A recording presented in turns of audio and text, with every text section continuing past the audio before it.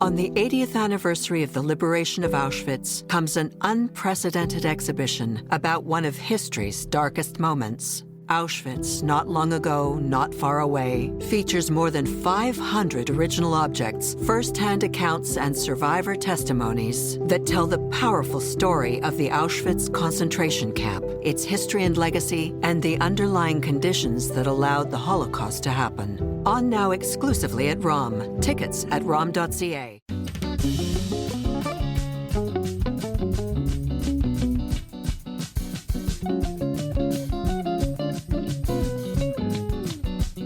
Es lo que sabemos hasta ahora. Mucho más seguramente es lo que podremos saber gracias a esta desclasificación de archivos. Por eso para mí me parece que va a ser más que That's a news show from Argentina a few days ago after their president announced his country will release all its files related to thousands of Nazi war criminals who made their way to South America after the Holocaust, including some of the most notorious killers of them all, Dr. Josef Mengele of Auschwitz and Adolf Eichmann, who carried out Hitler's final solution, the mass murder of Europe's Jews. The Netherlands made a similar decision in January, while the Americans, they released 8 million pages already 25 years ago. In Canada, for nearly 40 years, Jewish groups have been appealing to our government's national archives to do the same, ever since the Deschênes Commission of Inquiry wrapped up its investigation back in 1986 into whether there were Nazi war criminals living in this country. The answer was yes, some were, and the government was tasked with going after the baddest ones. A few were charged. When that didn't work, Canada tried stripping them of their citizenship and kicking them out. Only a few were ever deported. The rest either died or, in most cases, the files were closed. Experts say investigators back then didn't have enough time or information to do a thorough job because of the Cold War and archives in Eastern Europe not accessible yet. Part of the Deschênes report's findings have been published, but the judge ordered the other files sealed, and these contain approximately 1,800 names of war crime suspects here, and all the background on them. We now know there are likely over 1 million pages of documents, and to this day, Librarian Archives Canada refuses to release them, citing privacy issues and that it would violate international agreements that Canada made with other countries. Now, interest in this issue heightened 18 months ago in September of 2023, when Canadian MPs stood and clapped for an elderly veteran who it later turned out was a member of the Ukrainian Waffen SS squad that killed Poles and Jews during the war. Former Prime Minister Justin Trudeau said he'd consider opening more files. Only a few pages were subsequently released, and B'nai B'rith Canada and others have court cases underway to force the issue.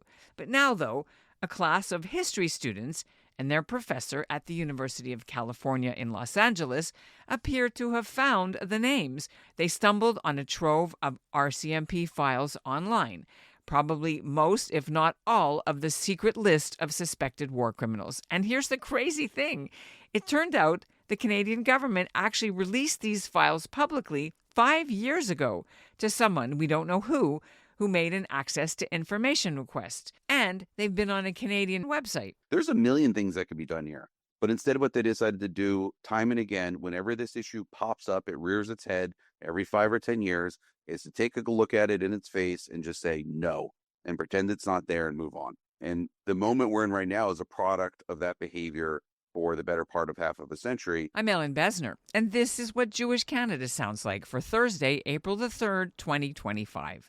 Welcome to the CJN Daily, a podcast of the Canadian Jewish News, and made possible in part thanks to the generous support of the Ira Gluskin and Maxine Gronowski-Gluskin Charitable Foundation.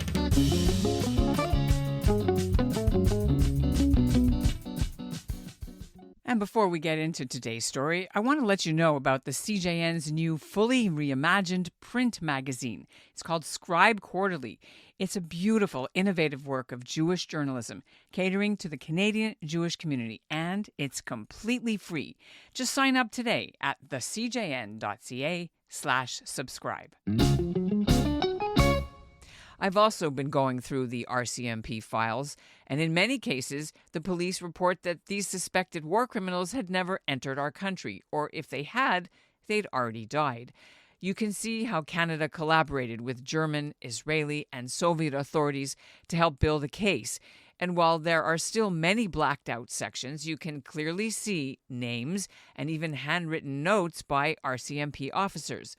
UCLA history professor Jared McBride's students didn't even have to set foot in Canada to find these war crime files from the 1980s. McBride is an expert in the Holocaust, mass murder, and war crimes, especially from Ukraine, Russia, and Eastern Europe. He's been a staunch critic of Canada's secrecy about all these files, and yes, he is Jewish. Even before this new discovery, McBride had assembled his own database of war crime suspects who were granted entry into Canada all those years ago, but he did it by consulting American records and just piecing together things from readily available Canadian newspaper clippings and other public sources of information. Which is why, when McBride saw the new RCMP files that his students found, he wasn't surprised to see people mentioned like Helmut Oberlander of Waterloo, Ontario, who served with the Einsatzgruppen, a former Nazi death squad. He died in 2021 at the age of 97. Professor McBride joins me now from Los Angeles. Thanks for having me. The famous list that everybody's been waiting for. First of all, how did you get it? Did you come to Ottawa and get it? How did you get it? So I have been interested since this whole Hunka affair in answering this one simple question of how many names have already been in the public domain when it comes to alleged war criminals in Canada. And I'm coming at this particular research question from my own work on the American case, of which I'm aware that hundreds of these names were in circulation, whether it was newspapers, government reports, release materials. And I just had a working assumption that in the Canadian case, a lot of these names were public already as well, even though a lot of the media discourse about this and government discourse has been basically premised on the idea that no one knows any of the names at all, which I found to be a little bit silly. So I put together a research team. I've been working with some undergraduates, some ambitious and very smart and dedicated undergraduates here, mostly history majors, on various research projects and teaching them how to do historical research. And so we decided to jump into the Canadian case. And we've been working our way through materials, and I need to obviously emphasize this, all publicly available materials, right? So we have nothing has been leaked to us. We have not found anything secret.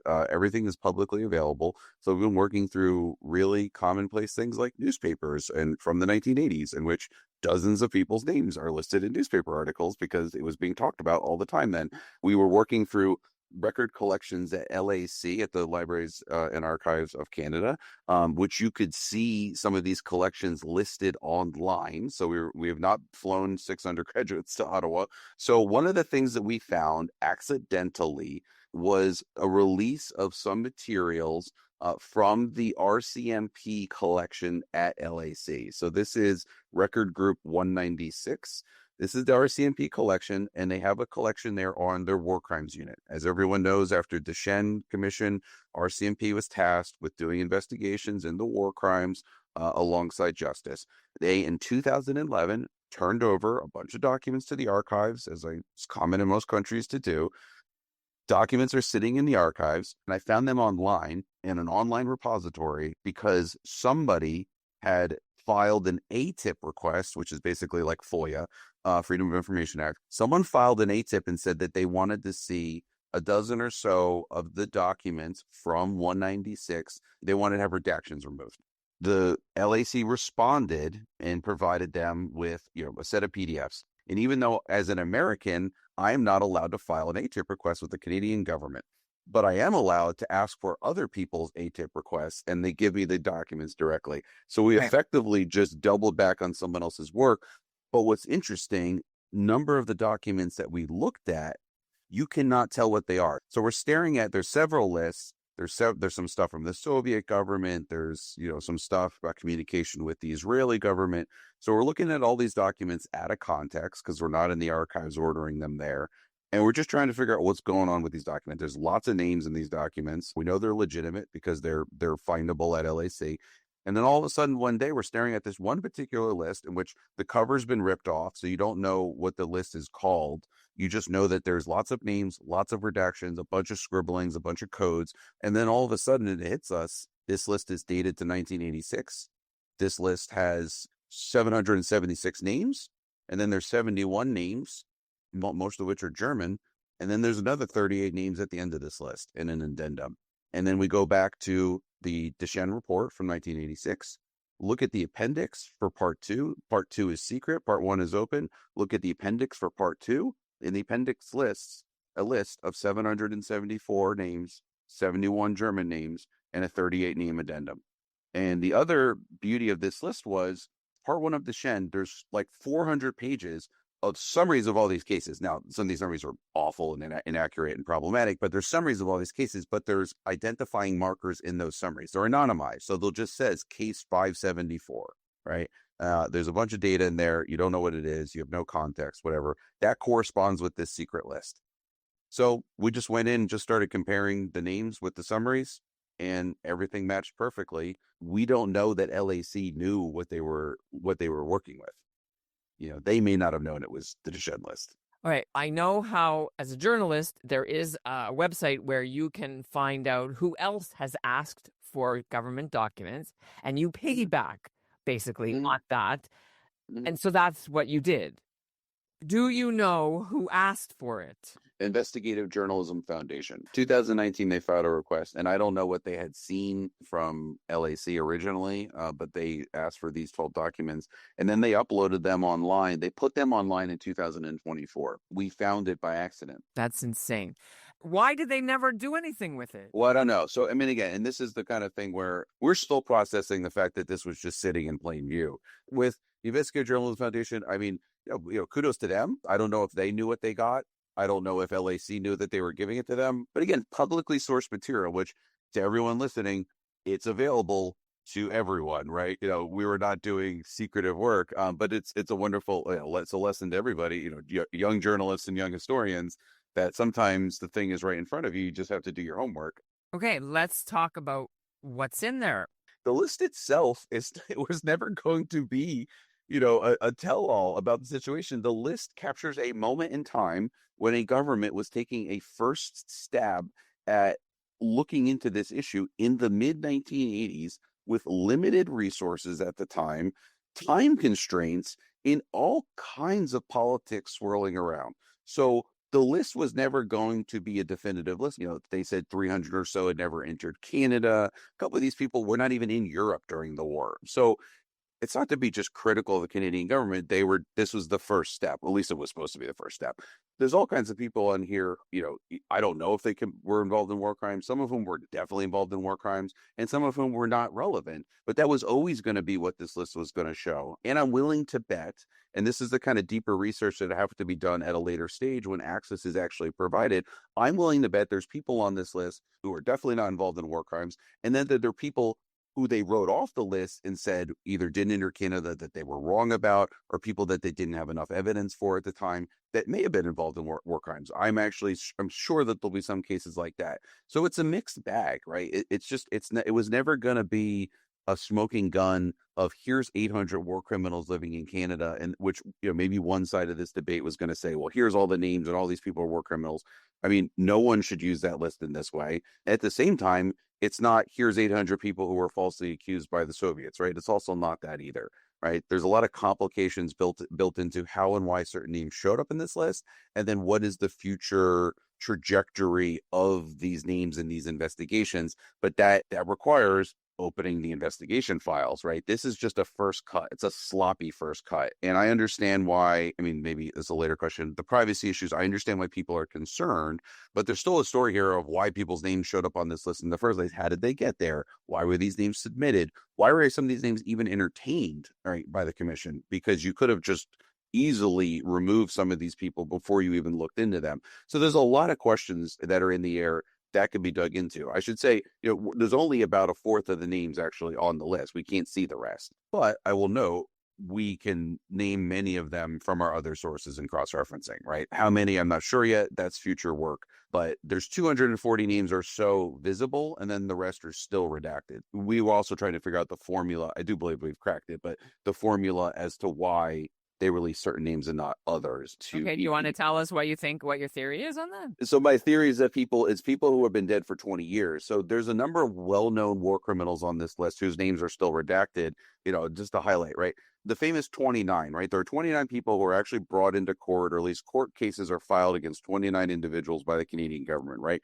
There's people from the 29 who, again, you can read about in every newspaper in Canada. You can just go and get the court filing, who died, sometime less than 20 years ago, whose names are redacted, right? It's this all of these releases, all of this storyline, and not to say this doesn't happen in the U.S. case too, but just the convolution of how and why names are released, who gets released and who doesn't. Their logic was whoever was looking at this just said this person died in 2010, so I'm going to redact the name. But I have enough identifying information to know that was a person who was tried by the Canadian government in the 1990s. Why is their name redacted? So who was that person? Oh, there's multiple people. From the 29, I think I was only able to identify maybe 4 or 5. I mean, we're still new to digging. We're going to do higher levels of analysis of the list, cross-reference the list, and start building out the rest of the names on our own. Right. So we've got Eric Tobias, we've got the Latvians, we've got Oberlander, we've got tons of other ones that the Canadian Jewish Congress went after unsuccessfully, somewhat successfully, and they all died. This fellow that we were all looking at in 2023, is he on the list? Unga. Yeah. No. But you don't know. He might be on the other parts, but you don't have it, or you do have it. We don't believe so, right? And so we don't believe so. But again, this also speaks to historicizing this list. He's not on there. There are a few other people who should be on there, not on there. But there are people who are actually investigated. We know are investigated later on by the Canadian government, which all goes to say is this list captures the Deschênes work. It's a moment in time. Then the work is turned over to RCMP. RCMP, I assume, based on what we know, opened files on their own accord. I don't believe they were completely beholden to just this list for their investigations. And at least it doesn't seem to be, because a few known RCMP investigations don't appear to be on this list. On the 80th anniversary of the liberation of Auschwitz comes an unprecedented exhibition about one of history's darkest moments. Auschwitz, not long ago, not far away, features more than 500 original objects, first-hand accounts, and survivor testimonies that tell the powerful story of the Auschwitz concentration camp, its history and legacy, and the underlying conditions that allowed the Holocaust to happen. On now exclusively at ROM. Tickets at rom.ca. Out of the 700 and whatever, about the 776, there's about 200 that are just opened. Canadian journalists, everyone should understand this. Canadian government released 200 names from the Deschênes list. So those names are unredacted to the public, plus some of the German scientists. And then there's an addendum list. So there's actually 3 lists make up the full list. 240 total, 200 from the main list.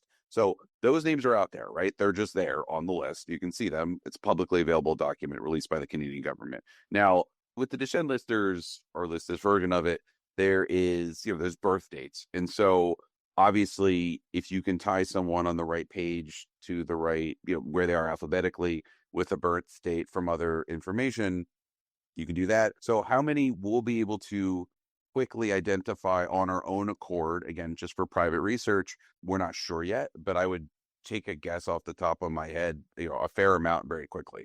The same goes for the Rodell report. Anyone who's anonymized in there, I've already figured out a number of those people.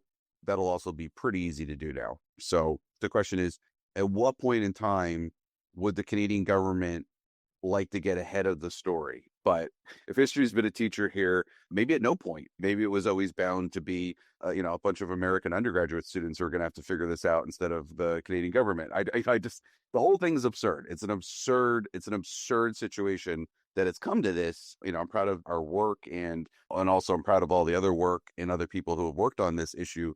But the situation itself remains bizarre. It's an absolutely bizarre situation. So I think this was a mistake. They made a mistake. They didn't realize what they were doing, because that's happened today in the American government. We heard that somebody got more plans. Yeah, well, somehow not surprising. But no, in terms of LAC, archivists are mostly our saviors when it comes to, historical work. And I've worked with archivists all around the world. I admire them. So I definitely would never disparage them. Do I think that they knew what they had? Well, I would have to assume not, because the government just voted on keeping the Deschênes list secret in perpetuity. Meanwhile, they were releasing it via an ATIP. So, I just have to assume that this was an accident because it wasn't named and it wasn't made clear, and RCMP miscommunicated or didn't communicate clearly when they turned it over. Maybe they didn't know what it was when they gave it to them. Or maybe they were like, this is stupid. We're going to do it and see what happens. It's during COVID, so all kinds of stuff happened. You never know because there's all these lawsuits now, right, Jared? There's the B'nai B'rith judicial review. I don't know what that's going to mean now that they can get this stuff themselves. And then there's the Globe and Mail. I mean, other groups have specific interests. In many ways, this was just an exercise for my undergraduates. And again, having this chance to work with primary source material has been really fascinating and fun to do. But if you'd asked me in September if I thought that my work with the undergraduates this year would result in this, I mean, I would have said you were crazy. But but again, here we are. So So you're going to put it in a peer-reviewed article. No. Or they will, or it's going to come out. Like, why can't you put it out on the website so everyone can see it? Well, there might be concerns, right? And I'm, as a historian, my purview is going to be scholarly publications. I occasionally do op-eds. I occasionally do media and talk about things. As a historian, I take privacy seriously. I take the weight of the topic very seriously, whether it's dealing with victims or perpetrators or everybody in between. These are heavy topics and they deserve a lot of care and concern.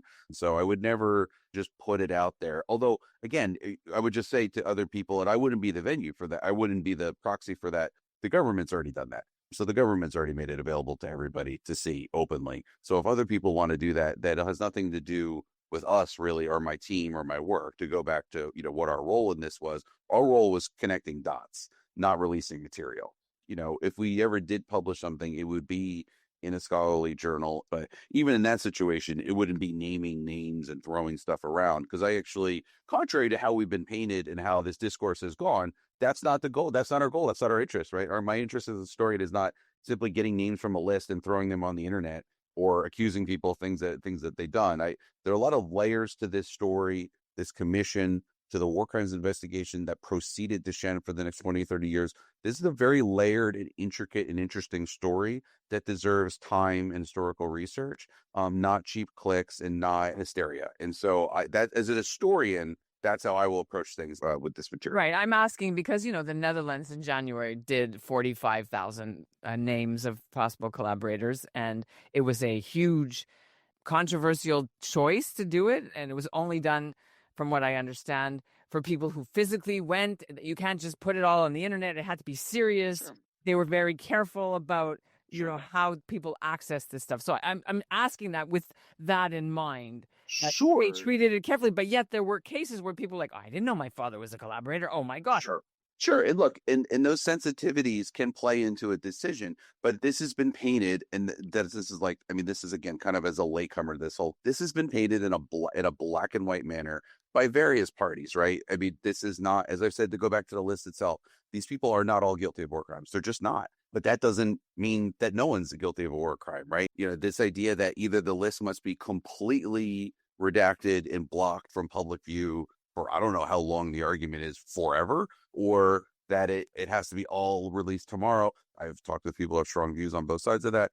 I don't necessarily have a strong view. I think the most proactive measure in your example of the Dutch case, the most helpful measure would be if this was done by the Canadian government itself, obviously, right? If the Canadian government stepped up and came up with their own process, explained this process, and made the decision that was best for the country, and maybe modeled it after similar processes in other places that have done this, I think that would be the best approach to this, rather than having people just accidentally put all these things together and do it in this method. Like, I'm a trained historian. I would never irresponsibly share information, even if it was archival information, but that doesn't mean that someone else might not do something that's more improper, right? So you're inviting this, right? You're inviting this situation by not taking proactive measures. I really would love someone in the Canadian government to explain this to me, but, take these 29 cases. These people were tried in court. So I should say, in the part 2 of Deschênes, right, there's special summaries of all those 29 cases, right? That's part of part 2. That's top secret. They were tried in court. Why is that part of Deschênes still top secret? Why are there RCMP files? And we know this. I've talked to other journalists who tried to order the RCMP investigation files for those 29 cases. They're still being blocked. Those people are dead. The cases were brought to court. and the government is still holding them. So it's just one of these questions where, in terms of opening up databases, the Dutch, other countries, the Americans already did this, right? Even if they wanted to do this piecemeal, even if they wanted to do it in stages, you can have it only access on site for people with letters from their university. Sooner or later, it's going to come out. So, but you would want to get ahead of this. But clearly, there hasn't been a particular administration who has decided that that was worth it. And one hand, I get it politically. I don't know. It's probably nothing. What it shows is surely there were people in the government who made good faith and concerted efforts to actually do something. I'm sure there were people at RCMP and Justice who worked hard and actually wanted to see some justice here. But overall, in the scheme of things, right, this is not a success story for the Canadian government. So there's not, the Canadian government doesn't look good there. And obviously releasing this list is going to upset some other groups. So I can understand why it's bad politics, but just because it's bad politics doesn't mean it's not the right thing to do. So We should end it right there. Appreciate you giving me the time. Thank you so much. And to your students. I hope they all get A's and PhDs out of it. Yeah, we'll see. Thanks. And that's what Jewish Canada sounds like for this episode of the CJN Daily, made possible in part thanks to the generous support of the Ira Gluskin and Maxine Granofsky-Gluskin Charitable Foundation. The link to read the files is in our show notes, and we'll be doing more stories on what they say in the coming weeks. Our show's production team is made up of Zachary Judah Kaufman, who's senior producer, Andrea Varsany, who's just joined as producer, Michael Freeman is our executive producer, Mark Weisblatt's the editorial director, and our music is by Dov Beck-Levine. Thanks for listening. On the 80th anniversary of the liberation of Auschwitz comes an unprecedented exhibition about one of history's darkest moments. Auschwitz, Not Long Ago, Not Far Away, features more than 500 original objects, first-hand accounts, and survivor testimonies that tell the powerful story of the Auschwitz concentration camp, its history and legacy, and the underlying conditions that allowed the Holocaust to happen. On now exclusively at ROM. Tickets at rom.ca.